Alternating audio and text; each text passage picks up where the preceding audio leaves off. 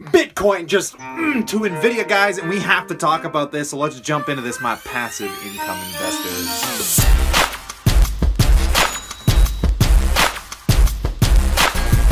Alright guys, I have to talk about this because any chance I get to shit on Bitcoins, I am all over that. I understand that a lot of people either can't grasp what a Bitcoin is, exactly how the transaction system works through blockchain, and it really did in Nvidia. I'm a little late to that news. I'm sure you've been hearing about it for the last day or two here, guys, with just Nvidia getting hammered because of the GPU sales that have to do with their graphics card. And a lot of people don't even realize why you need graphics cards to make Bitcoin transactions possible, and it has a lot to do with the cache, guys, and just speeding up the way that works. And this is really techie confusing stuff, and I'm not even going to worry about that because I just want to break down a few things about why Bitcoin's crashing. It's taking Nvidia with it. This was completely predictable. If you've seen Bitcoins crash, what are they at now? They're down like 75%, some insane number. Bitcoins are down an incredibly large amount, guys, from their all-time highs, and that should have led to an indication that maybe people weren't doing as many transactions and buying as many GPUs and things like that. So Nvidia obviously took the ting from it, guys, and got hit real hard. Now, you're probably, if you own Bitcoins, you're not going to like this video, guys, but it is my truthful opinion, and everyone thinks, now don't get me wrong, I do like Bitcoin for its purposes, but its purposes that it attains today doesn't attain to the belief system of most of the people buying it. A lot of people think Bitcoin is this revolution to currency. It is this unregulated, ungovernment-controlled currency that's going to change the world. But the problem is it's competing with visas and banks. My Visa has been stolen twice in 2017, and both of those times I got reimbursed. The money went right back into my account, and it's like it didn't even happen. Look at what happened to the people that lost their Bitcoins, guys.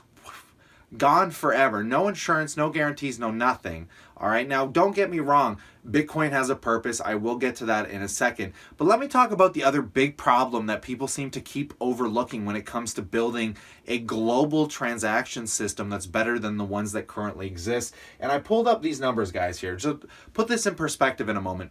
When we're talking about the power it takes to solve a Bitcoin transaction, and an individual Bitcoin transaction, it might not sound like a lot, but to put it in perspective, Visa's energy use, it takes roughly 50,000 households worth of energy in the US to run about 350 million Visa transactions. Now, imagine Visa's doing a hell of a lot more. They're probably doing more transactions than that per day as it is. But if you compare it to Bitcoin for the same 350 million transactions takes the power of 2.8 million US households per year, guys. That number is insanely staggering. It takes 50 times, more than 50x the amount of power it takes to simply do a Visa transaction. And the security and the fact that everybody accepts Visa in the first place, there's no volatility with Visa or that much volatility with US or Canadian currency. All of these things is what Bitcoin is competing with. It's so reliable. It's so unsustainable that I don't understand how these people aren't focusing on solving these solutions, and instead there's new blockchains coming out that are better, and even the banks are starting to utilize their own version of blockchain. If you own Bitcoin, these are serious questions you need to ask yourself and you need to be able to answer. Everyone is just blindly following this insane idea, and it just doesn't make any sense. But where is the real value in Bitcoin? And we're starting to see that slowly come into fruition here, because clearly there was an exuberated amount of pricing put into Bitcoin. But the value comes in a couple factors, and one of them is having to do simply with what it was created for, I believe, in the first place, which was to buy illegal shit online. A lot of people are like, oh, it's its own currency. It's going to change the way we see and view currencies in the... No, it was used for illegal shit, guys. Just don't batter that off. Bitcoin was made for the Silk Road and people that wanted to do illegal transactions with things without having a paper trail. And bada bing, bada boom, Bitcoin was created, guys, which is probably why it was involved in the largest Ponzi pump and dump scheme in history. That happened last year, guys. Don't displace that reality, because that actually happened. BitConnect, Gladiacoin, insanely huge Ponzi schemes that were allowed to happen because, well, it wasn't real currency, guys. It was Bitcoin. You can do illegal billion-dollar schemes with Bitcoin. Can't do it with currency because, currency's protected by the government and by people, and it's been around for 100 something, a lot longer than Bitcoin. Anyways, I shouldn't batter on them too hard. So the other thing Bitcoin is good for is if you want to move millions of dollars. Say you wanted to take $1 million, guys, and you wanted to, or 10 million or 20 million, $100 million, and you wanted to move it over to China. Not that easy. It isn't as easy as you would think to just wire transfer $100 million to China. Like, you would need lawyers, bank setups. Like, it would just take a lot. Whereas with Bitcoin, it could take me all of 5 minutes to send, $500 million around the world and back, and it just takes 2 seconds, guys. It's really not that big of an issue when you're using Bitcoin. Bitcoin really has its purpose, and I really believe it has a purpose that is long-lasting and will survive the test of time. But the problem is that purpose it fills is a niche. It is not a global niche. It is a tiny niche, and it's doing a good job filling it, but it's stepped into the global world where it wanted to compete. It kind of reminds me of the time Pablo Escobar went into the justice system there and went into political business, and none of them would accept him. It was like this really corrupt, weird thing walking into a system that's been well furnished, well created, with a lot of level-headedness, and they kind of just looked at it and said, "Hey, get the fuck out."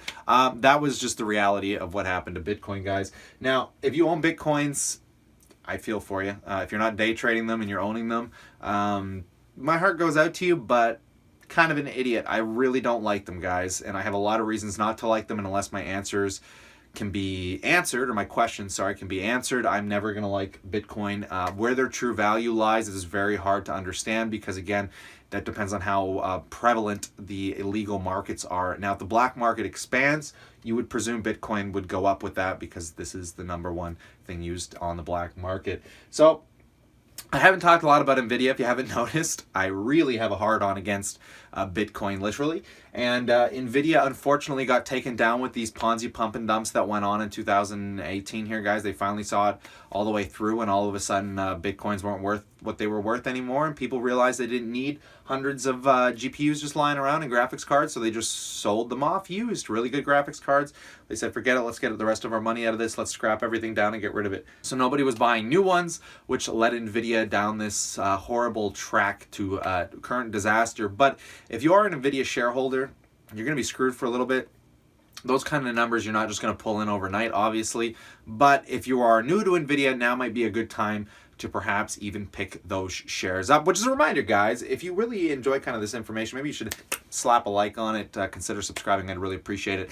But for the Nvidia, guys, if you're thinking about buying Nvidia, now might be a really good time, and maybe just see for where it levels out and maybe comes back to an uptrend a bit, and just make sure it's going to level out somewhere around here, because this negative news might feed into it for the next year, actually, because it might be hard for them to prove any kind of real profitability with the amount of GPUs just running around in the market right now. They've kind of saturated that, and unfortunately that's a good portion of their sales. But in the long term, amazing looking company, guys. You're talking about AI. It's going to be able to affect self-driving cars.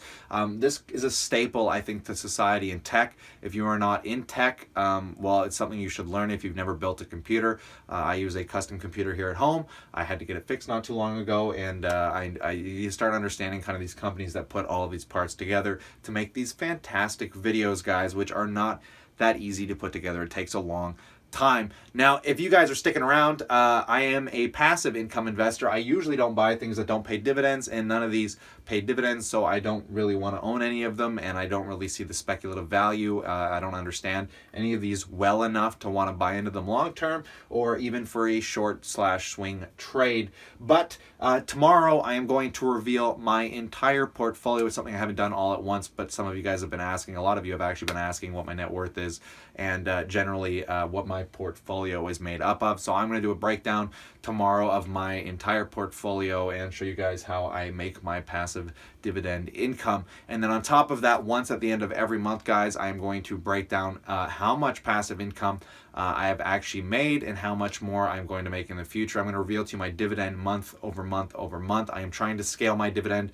as quickly as I can, and I think it's going to be fun to keep myself on track by holding myself accountable publicly on this YouTube channel, and it'll be a fun little journey for those of you interested in making dividends and passive income, guys. So stay cool, stay awesome. I hope you enjoyed my little bit of a rant breakdown on the Bitcoin Nvidia craziness. Hopefully things are going well for you guys, and we're going to see some crazy market recovery this week if all of these big companies like Microsoft, Apple, and Facebook can pull their earnings off. So we'll be talking about that as well. So stay cool, stay awesome, and I will see you tomorrow.